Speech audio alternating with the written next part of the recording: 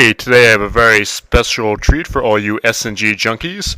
We're going to be looking at some heads-up sit and goes, and these are the two most recent I've played.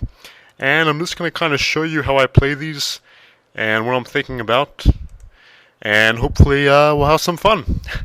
Okay, so we start off knowing nothing about our opponent.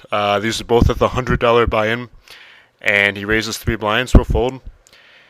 And out of position, when we're raised, we're not going to be looking to play unless we have some kind of quality hand, or we're up against a maniac and have great implied odds, or we can move him off very easily with a 3-bet. Okay, it's very common to come in with raises of 3 or 4 blinds, and just like in full 9-man SNGs, I much prefer smaller raises. You're going to see me routinely raising to around 2.5 blinds, and the reason I like to do that is because I want to play a lot of small pots in position, and when I'm re-raised out of position, I don't want to have to make a big laydown, or I want to have a pretty easy decision. Okay, he checks, and I'm gonna bet this. When I come in for a pre-flop raise, I'm going to continuation bet about 80% of the time. And pretty much the only times I won't would be when I have like a really good draw I don't want to be taken off of, but I need a very compelling reason not to c-bet. Now here a lot of aggressive guys are going to raise with a hand like 9-king when there's a button limp. That's not so bad, but out of position I don't want to play big pots. In position I do. So I think with like 10-king suited I'd raise, Jack-king off I'd raise, but 9-king off doesn't play great. I'm just going to see a free flop. And here we've got a couple of approaches. We can either lead out, which I think I'm going to do. Check raising is okay. One of the reasons I'm going to lead out here is because whenever there's an unraised pot, I'm going to be stabbing a lot, and I want to do that with both my good hands and my bad. Okay, now we have a top pair and a second pair, as well as a flush draw to the second nut flush, and this is a hand that you've got to bet for value. And okay, so I actually go for the check raise. And that's fine. If he had checked behind, if we didn't have that flush draw, check raising would have been a very weak play, because if he had checked behind, we could easily be screwed if the 4th diamond hit. But if he does check behind there, since we're still drawing to a better hand along with our 2-pair, it's a lot more defensible. When he does bet, we've got a raise, and this raise is for value. We have a monster hand for heads up, and we want to build the pot. Okay, he calls. And the 4th diamond hits. So it's very unlikely, heads up, that he is the ace of diamonds. We pretty much have to assume that our king of diamonds is good. And this is one situation that really illustrates why you want to be in position. Because if we were in position here, we would have a much easier decision to make, because we get to see what he's done, and we could really assess based on that. So we don't have a lot of info here. He could easily have a king, he could have some kind of diamond he likes, and pretty much you've got to bet for value, and it's tough to know exactly how much, so we'll just throw out a bet. This is on the smaller end. I think you could actually bet a good deal more for value, but you definitely want to throw out some kind of a bet. And he calls, and this is going to be a really good bet if he doesn't have a diamond, he has a queen or a king. If he does have the diamond, then it's a bigger mistake. And yeah, with the queen, that's probably about the most he would have called. So I still like value betting a little more there, but that's fine. Probably won about the most we could in that hand. And I don't think he played that too badly. I mean, he's got to assume, particularly at the flop, that his hand is good. And he didn't play a huge pot with second pair. I don't think he was very happy about the river bet. And, so I think it's pretty decent playing, both sides. Okay, 4-9, I'm never going to fold my button. The only time I would do that is when we're playing very shallow. Maybe the blinds are 50, 100, and we're getting kind of short stacked with effective stacks of 10, 15 blinds. But in general, with the button, I'm going to be raising a lot. When I don't raise, I'm going to be limping. And that's my approach to tournament heads-up play. Okay, we have bottom pair, and it very much figures to be good now. Any piece figures to be good at the flop, and we bet it. And if I had, let's say this was a 3, for instance, I would still bet, because my 9 high wouldn't have showdown value, and I'd be betting just about anything there. And we don't like, okay, his raise most likely indicates that we're behind, but we're getting better than 4-1, we're in position, and we're definitely getting the odds to at least call. And I'm not going to re-raise there, because I definitely think we're behind, but we do have the implied odds to call. Okay, he checks. We very happily are going to check behind. We want to showdown cheaply. And he comes out with a bet of 140, getting 2-1. I believe we fold this. I think he hasn't been super aggressive, and we don't have enough to call here. I think even if we had like the 6 or something, if he's got the 4, we're outkicked. There's a very good chance that he's got the king or something.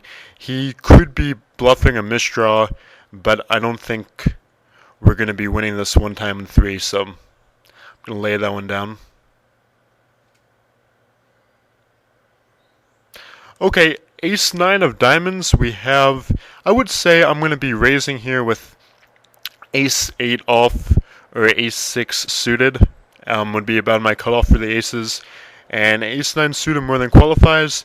And we're happy to win immediately, and if not, we get value at a time when our hand is likely to be best.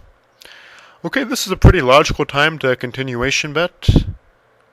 And this is usually what I'm going to be betting, like 100, 120. And it's a semi-bluff. Okay, we have 2 overcards and a backdoor nut flush draw. So if he comes, unfortunately, it's just what he's doing. He's coming way over us. And we can't continue with this hand. If this guy were a maniac, we'd consider putting him all in. But now he's been playing a little more laggy, a little more loose aggressive, but the 2 overcards and backdoor draw aren't enough. Okay, again, I'm going to limp the 4-8, and a lot of guys ask me, so what if you begin limping all these marginal hands and this guy starts raising you a lot? Well, that's fine. What I'm going to begin doing then is begin limping a lot of my hands, the more medium or even solid hands, and let him raise any that he wants and play a guessing game. But if he wants to be building big pots out of position, that's his prerogative. I'm more than happy to let him do that. Okay, if he had checked, I would have bet.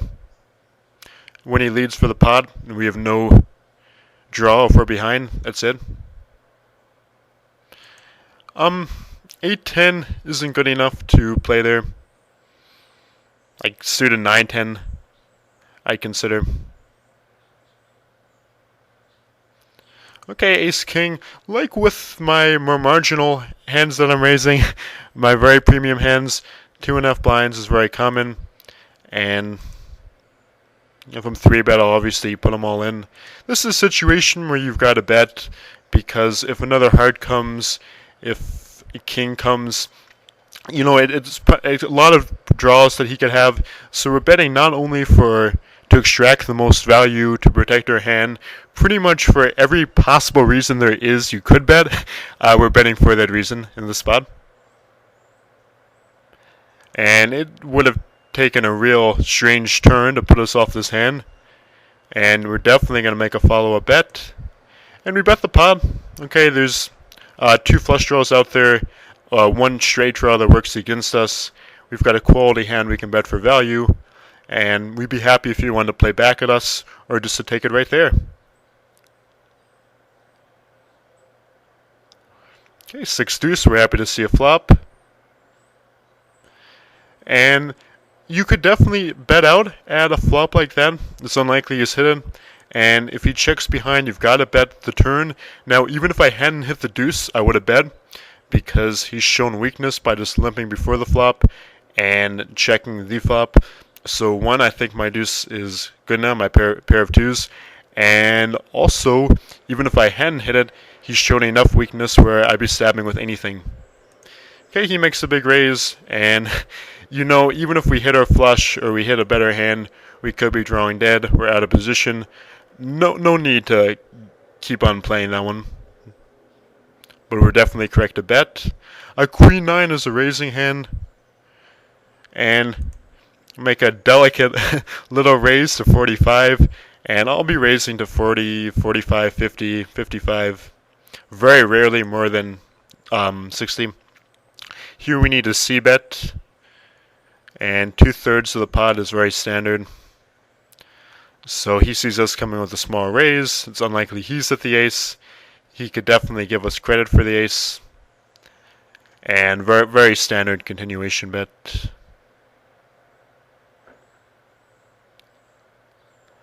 Okay, now a lot of guys probably wouldn't raise here. A lot of the times when I raise on the button, I'm not looking to win immediately. I mean, you will find guys who fold to a min raise, and that's not so bad. I mean, if you have no hand and you're out of position, you may want to fold. But if I'm going to play the hand anyway, sometimes I'll just throw in a small raise. And if you're playing a bigger pot in position, it's very rare that that's bad. I mean, if you've got a terrible hand, then maybe not, but these connect, and it kind of disguised. And he makes our decision very easy. He comes in for 5 times their raise. I think that's a little too much with most hands, and we have a very easy fold. So, like with our normal full SNGs, you know, we're coming in with a lot of jabs, but we're usually not risking a lot on them, and it's going to be that constant aggression that we're counting on.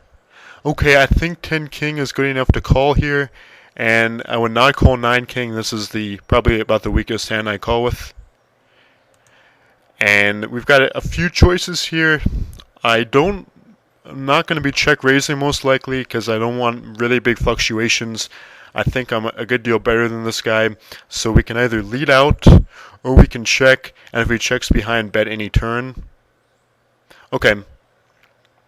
Now, it's very unlikely he's hit this. I think he would have bet the flop if he had any kind of an overpair or even most quality high cards. We haven't called a single one of his raises out of position yet, and this is a time when you've got to bet. Okay, if you check the flop, and he would have folded to a nice c-bet if he had thrown one out.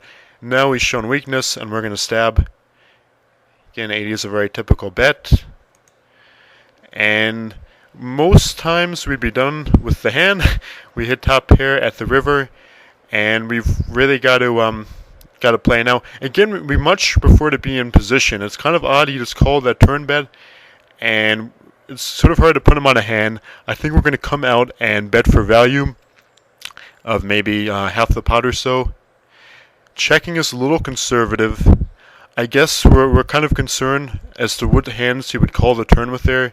Smooth calling the turn, it sort of suggests a slow play, and I will definitely call this bet with top pair. And I'm curious to see what he has. Okay.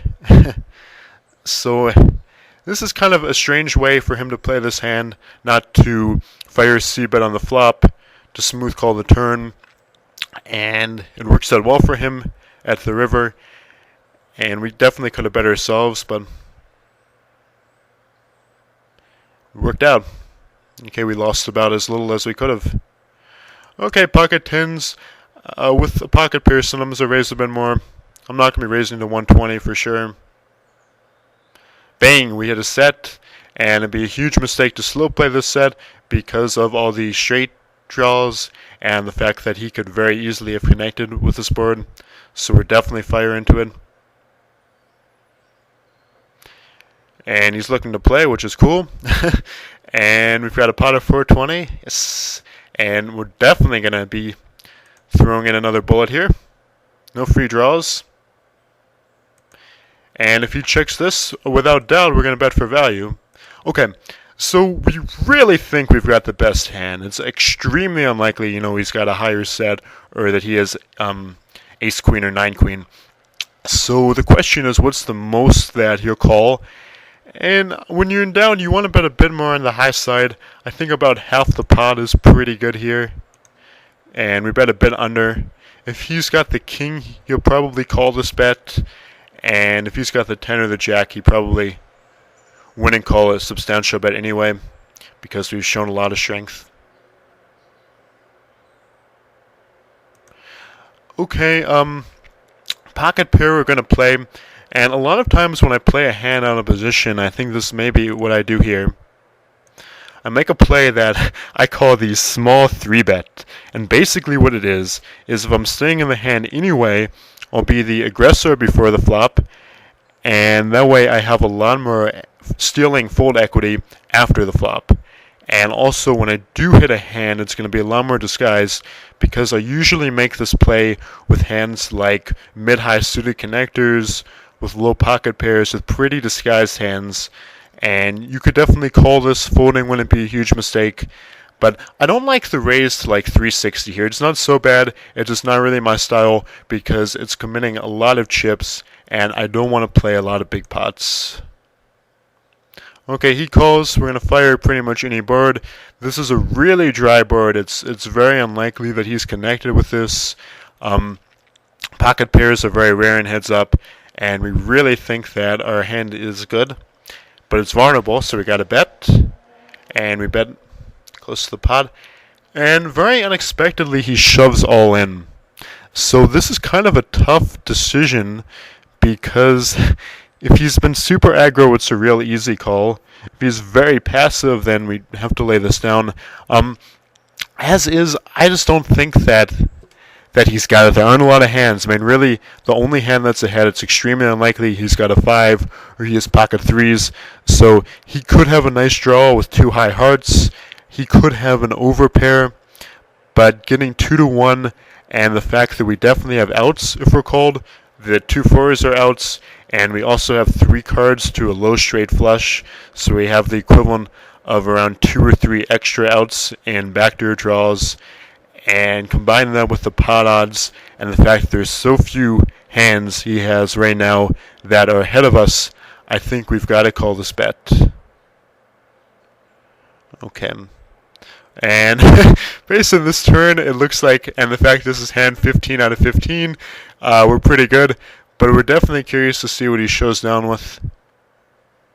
And yeah, he's semi-bluffing with 2 overcards and a backdoor draw of his own. I don't really like that semi-bluff because we hadn't been playing a lot of hands with him out of position, and we played that one very strongly. We could have easily had an overpair based on the way we were playing it. So it's not so bad, but if I were him, I think I would have given that one up when we came in with our large flop bet. And that's Sngman101 number 1, and let's take a look at another. Okay, me versus another guy I don't know, still at the $100 level, Pokersavvy, and 6-9 I'm definitely going to play. I could limp or come in with one of my small raises. He checks, we're definitely going to c-bet, we take it. So you guys are probably getting a pretty good idea of how I play these.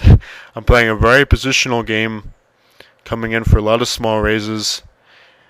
And I'm almost always c-betting when it's check to me. Trying to minimize the number of big pots I play. And you know what? Okay, even ace-jack, it's a top pair hand. And if one advantage also to playing these hands a bit slower is if he does 3-bet me here early, then I'm not going to let it go. So it gives my small raises a little more credit because I'm doing them with good hands as well as bad hands.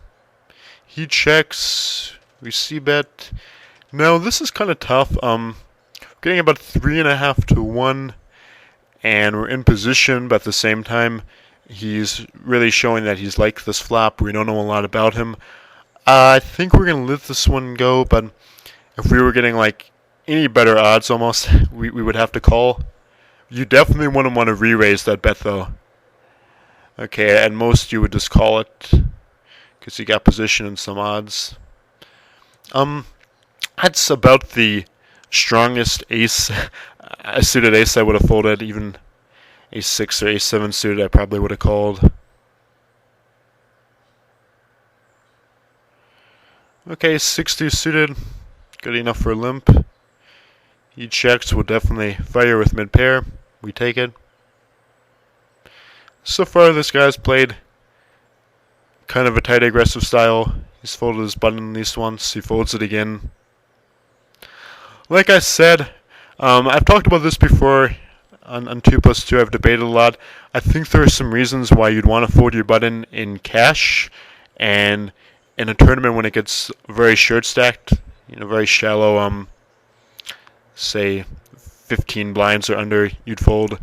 With deeper stacks, I'm never folding my button. Be happy to talk more about that if you guys are curious, but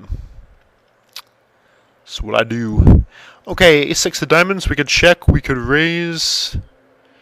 Any better suited ace we'd raise, and kind of a debatable one. We certainly could have fired that flop, a little passive. But when you're feeling a guy out, it's not so bad to play hands a little slower.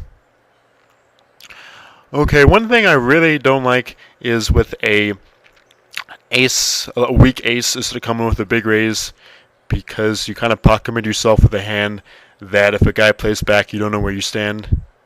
He checks on. That's a mistake. I should have thrown out a c-bet. It's a flop that's very unlikely that he's connected with, and I should have bet 50 or 60 there. He comes with a turn bet I can't call. So this is not my best playing. I definitely should have c-bet there, but we'll have another hand and to redeem ourselves, and you got to raise for value here. And if you get called, that's great. Okay, we have a very strong hand. And when he folds, that's fine. And you'll see a lot of times when you come in with these small raises, even though you're not necessarily looking to win pre-flop, you're happy to play a flop, guys will fold to them. And that's fine. It's good. I mean, you're giving him close to 3-1 if he wants to fold. That's excellent. Okay, let's go back to this hand. This is something you're going to see a lot in Sin and Goes at any level, whether you play $5 or $500. You're going to find a lot of guys who come in with very unexpected all-ins. And this guy had made a few plays like this before. Ace-10 would definitely be enough. As is, calling is pretty borderline. I mean, I think most likely he's got a hand here like pocket 7s, pocket 8s, pocket 9s are very common. When he does have an ace, I think we're usually going to be dominated with ace-jack or ace-queen. And if you see a guy who begins doing this to you a lot, though, you have to pick a hand and make a stand with it, and ace-10 would definitely suffice then. Since this is his first time, we're going to give him credit, and we're also, again, looking to minimize your swings. Okay, queen-jack, good enough to call with. This guy's begin playing a more laggy style, and we're going to have to be on our toes. And the best way to play against a real laggy style is to try to see flops, because you're getting very good implied odds, and then when you hit them, you can play a big pot a lot easier.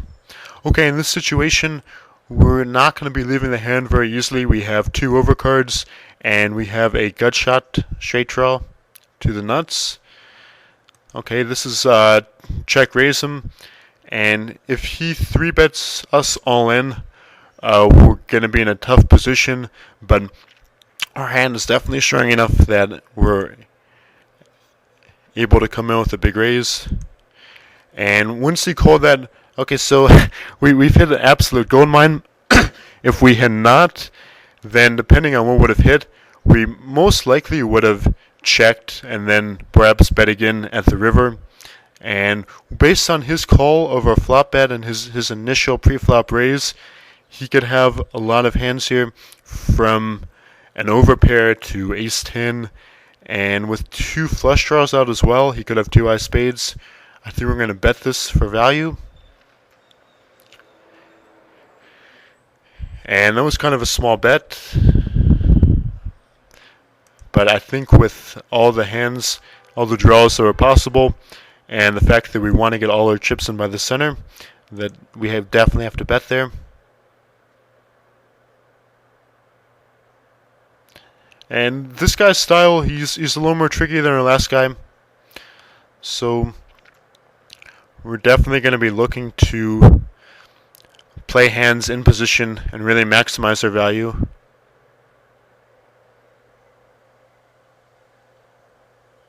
Okay, bottom pair, definitely good enough for a bet.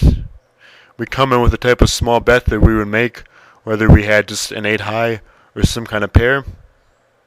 Okay, he raises, and we could let this go, but this is kind of a tricky hand to play. He's not going to put us on it, and you really know where you stand afterward, so we could also call or make a small 3-bet. I end up doing the small 3-bet route, and when you miss entirely, of course, you've got a continuation bet. And it doesn't work out. But it's extremely likely this guy has a king. We've showed a lot of strength, and even though he's been a little more loose aggressive, I think that it's very unlikely he would make this bet without a king. And I'm not going to call, so we don't get to see, but very likely he's got a king there.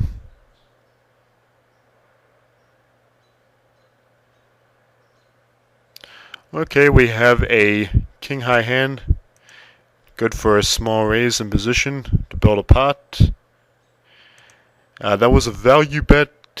He calls. We have to bet again because there are a lot of draws. There's a couple of straight draws and a couple of flush draws, and we've got a hand that is very likely to be best now, but a lot of river cards are going to devalue it significantly, so we'll come in with another bet, and you really have got to bet this. Checking behind would be a pretty big mistake here.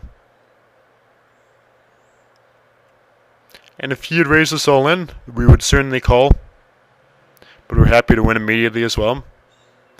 Okay, he comes in with the raise to 90, and our hand is almost certainly best here. So even though I don't normally like these raises a lot, when we're out of position with a hand that's almost certainly best of the time, then that's when you might come in for these larger raises of 4 or 5 times his raise.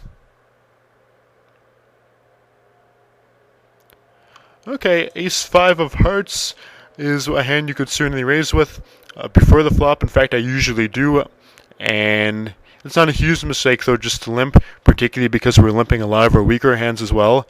And getting close to 2-1 with position, we're going to call. And this is a pretty good flop for us, I'd say. We have a gut shot draw to near nut straight and backdoor flush. And this checking behind I think is actually pretty good because we've got a few nice draws and we don't want to be taken off the hand, so we really don't want to risk being checked raised. And the turn, if he checks it, we're going to bet any turn card, and if he bets it, then it's going to depend on how we connect. Okay, he checks, and this is a clear bet. It wouldn't matter whether we had ace high, a set of jacks, 5 high.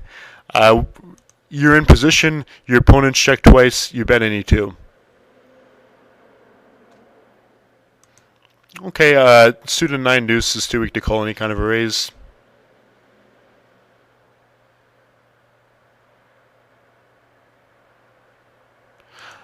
Okay, a lot of times I'm gonna, with 4-5 suited, I almost certainly raise. 3-4 suited is kind of weak because a lot of the times you hit a pair, it's going to be counterfeited, and it's pretty weak on the suited connector front. Even though suited connectors are hands I love to play in heads up, and raising here would be fine. Calling works too, and we're definitely going to call this. Okay, he's raised. We're getting 2-1 in position with fairly deep stacks and a kind of disguised hand. So if the flop comes and it's got an ace that's like ace 5-9 and he bets, then we can make a very easy laydown. But if we hit it, it's going to be very hard for him to put us on a hand. So we gladly call, and bang! What a flop! Beautiful. Okay, checking behind here would be a huge mistake for 2 reasons. Number 1, if he's got a higher heart and a heart hits, then we're screwed because we have the 2 worst remaining hearts, so we want to protect against another heart. And also we want to bet for value. Okay, we want all of our chips to get into the center before the river, and this is the perfect time to do it.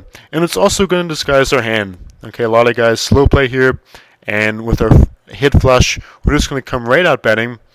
And I think you don't want to come on with a huge overbet, but you definitely want to put more chips in, both to protect a vulnerable flush and mainly for value and to build a pot.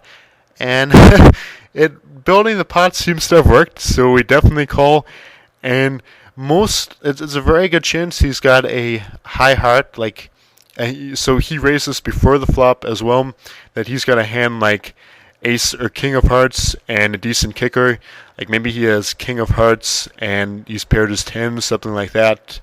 And in that case, you know, you would be wouldn't be too bad off. You'd be about 2-1 dog, and that wouldn't be so bad a semi bluff. You know, if you did have a hand like that.